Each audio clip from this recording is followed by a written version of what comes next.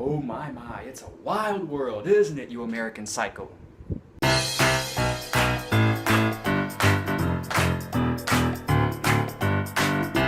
Indie rock has become a staple of modern music, and I think that by 2016, it's pretty much the most popular musical genre out there in terms of rock. You know, no one really listens to alternative punk, hardcore, or heavy metal anymore. They just listen to indie rock because it's so contagious. You know, it's something that is so present. It's just there.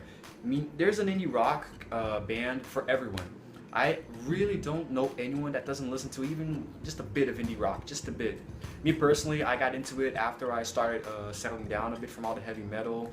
I started listening to Imagine Dragons, OneRepublic, a bit of Fun. Pretty much mixture of electronic, sort of like soft, less hardcore rock, and then started getting into indie a bit more. The bands that I most listen to today are Bastille and Imagine Dragons. I listen to them a lot, and OneRepublic. But lately I've been listening to some Fall Out Boy too. I always have enjoyed them, but they released in 2013 they released Save Rock and Roll, which to me was fantastic. It was, to me, in my opinion, it is their best album in their entire career. They embraced this new rock sound that was just awesome. And then they came out more recently with American Psycho or American Beauty, depending on where you live. And it was just a great follow-up, a great follow-up. The songs are so catchy, everything is just perfect, it falls in line. You got OneRepublic, which is one of my favorite bands of all time, in the soft rock genre, sort of indie style. And I love all of their albums. My favorite one particularly was Native back in 2013 also. And this year they released Oh My, which I recently listened to. Actually a while ago. I say recently because I don't know. It was really great. Also a great sequel, let's say, to that album, to Native.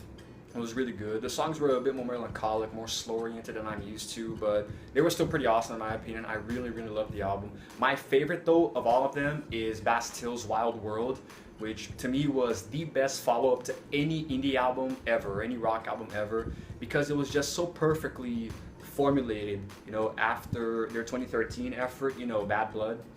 And, well, I mean, to me it was great, really. Bastille was the band that got me into more soft indie rock, and that album was perfect for it. The first single, Pompeii, was the one that I think everyone naturally hears when they think of Bastille.